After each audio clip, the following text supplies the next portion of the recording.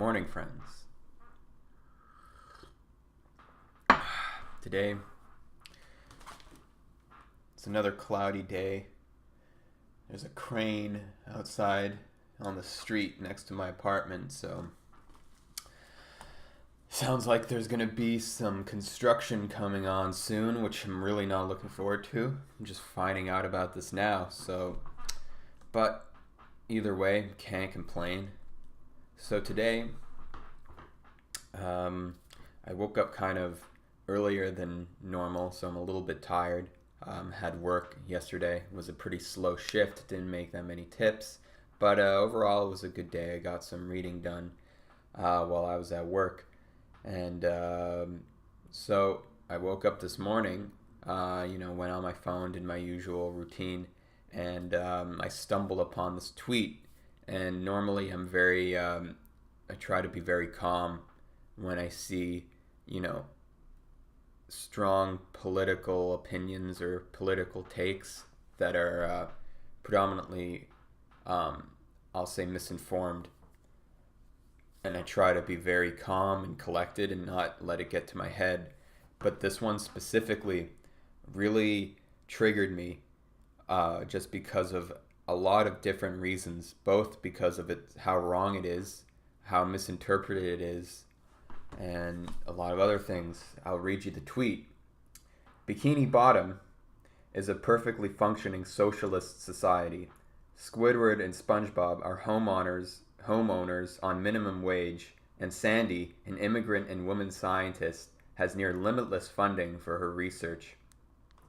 Now, obviously, it's a little tongue-in-cheek joke for Twitter, but it's still the assumption that this is some kind of socialist society because of how great these people's living standards are, which I think is a very misinformed, dangerous mentality to hold, especially when you're thinking of a political system to be superior. Just because it's socialist doesn't mean it's going to be better. There might be a scenario where there is a socialist country that might be better socialist, right? I mean, like, you could say Denmark is superior and it has a great living standard, blah, blah, blah, blah, and that's fine. But to say that Bikini Bottom is a socialist country, I think is very misinformed. There's a lot of evidence to show that Bikini Bottom is actually, in fact, a very different political economic system. And we can look that through watching the episodes, analyzing the society that they live in, analyzing what is Bikini Bottom as a political entity. And I'll start off with the argument that it's a socialist country because SpongeBob and Squidward live off minimum wage and can afford a home. Let's look at Krusty Krab, right? Krusty Krab is owned by subsequent Eugene Krabs, who we all know is a very frugal and cheap man. I am not aware of any episode where he actually pays taxes or is even forced to. I think someone mentioned an episode where he tries to avoid taxes and hides the register. So he's very effective at not paying anything. So this is a clear indicator that if they don't pay taxes, it's a clear indicator that this is not a socialist country. If he owned a private business, he would have to pay at least a huge amount of taxes, especially seeing how popular the Krusty Krab is, the franchise that it is, and just seeing how much wealth he has accumulated. You look inside that safe of his, he's got tons and tons of money, which I haven't seen one episode where he even explicitly complains about paying taxes, which I think would be natural in his character to do so. And then let's talk about the working conditions that SpongeBob and Squidward have to face. Now, SpongeBob is a can-do, happy-go-lucky person who works for the Krusty Krab with his whole heart. If he didn't have, if he didn't even have a home and he was homeless, he would be very happy working at the Krusty Krab. That's just who he is as a human being. Squidward, on the other hand, is a completely different person. Um, right now, we know he works there and is completely miserable as to what he is doing. This is obviously not a perfect scenario for Squidward. He wants to be um, a clarinetist, right? And this is a very difficult time in his life for him, where he has to work at the Krusty Krab in order to make ends meet. And then, if you look at the working conditions of the Krusty Krab, there was that episode where Mr. Krabs himself made SpongeBob and Squidward work 24 hours a day. There's this famous episode of The Night Shift where they have to work the night shift, work 24 hours. Mr. Krabs doesn't get a secondary staff to work for the 24 hours. He literally just hires SpongeBob and Squidward to work around the clock 24 hours, which I think kind of goes against some sort of work ethic or work act that would exist in a socialist country.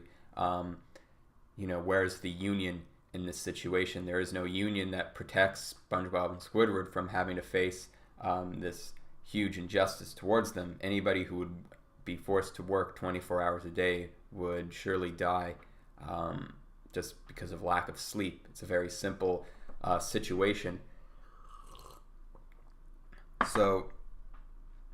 And then there's this other episode where SpongeBob and Squidward actually go on strike. Again, no union in sight. They basically have to take matters into their own hands, to which I believe Mr. Krabs has a very difficult time hiring new staff, which shows that there's a lot of employment basically towards private enterprise if he's having a hard time finding extra employment. So those are different sort of examples that showcase that there's some hints that this is probably not a socialist country, and we do not know the family situation of SpongeBob, Squidward, Patrick, Sandy, for instance, who says that she has unlimited funding. Well, we don't exactly know exactly where funding comes from. I believe there was an episode where they had the Science Institute that was funding her because she was doing some research, which happens anyway in what we call a capitalist society in the United States or in Canada. NASA will pay scientists to do some research depending on if they think it's worthy. There was actually an episode where a bunch of scientists came and actually was taking a look at Sandy's work to make sure that she was worthy of continuing her research and continuing to be funded. And we don't know if SpongeBob and Patrick or Squidward are getting benefits from their family. SpongeBob is a student. He goes to driving school. We don't know if his parents, who we don't really know much about, but we know that he has a very let's say a very steady middle class upbringing. We could assume that there is a potentiality that his pineapple was paid for by his parents. Same thing with Squidward, although we know nothing about Squidward's family history. Patrick, on the other hand, is living in dire poverty, pretty much lives only on fast food, wears the same clothes. He doesn't even own a t-shirt. He lives literally under a rock. All his furniture is made of sand. So if you think about in the real world, if someone were to live in those conditions, they wouldn't be considered happy or successful in any way. That's a very very tragic way to live. Although Patrick is a very relaxed, easygoing guy, so for him it doesn't really bother him. And then we can look more into the politics. In the SpongeBob movie, there's evidence that they live in a monarchy system. When King Neptune loses his crown, and he pretty much just demands someone to go look for it. Even though there doesn't seem to be much authority in Bikini Bottom, it seems to be a very low-level, relaxed monarchy system that's very libertarian, I would say, in terms of how they're handling their economic system. Like I said, Mr. Krabs doesn't seem to be paying any taxes, and there seems to be the police is very they're not very active in terms of addressing crimes in that area. There's an episode where SpongeBob becomes hall monitor and completely destroys the city, to which no cops seem to catch him until the very end, and to which they arrest Mrs. Puff because she gave him authority, which is a little bit strange that she was held responsible for it. So it shows that SpongeBob is actually probably a minor in this case, which further proves evidence that he is living off of his parents' money while he's at school and working a part-time job as a fry cook at the Krusty Krab. So overall, if we're going to look at the real politics of Bikini Bottom, I'd say it is a monarchy system, as evidenced by King Neptune, and it seems to be a very libertarian society that emphasizes private property, since there isn't really many people that actually live in apartments. They all sort of have their own private homes. Although there doesn't seem to be much police enforcement, there seems to be a very strong sense of community at Bikini Bottom. Although that sense of community has had evidence of xenophobia. SpongeBob once did a comedy routine. He was doing very poorly. He didn't have very funny jokes, and the only time when people laughed was when he made fun of squirrels, making fun of Sandy in this case. And that eventually led to a whole xenophobic culture that came about, that people basically started hating squirrels at that point, and they started judging them based off of these jokes that were being spewed out by SpongeBob, which was a very difficult thing for Sandy to deal with.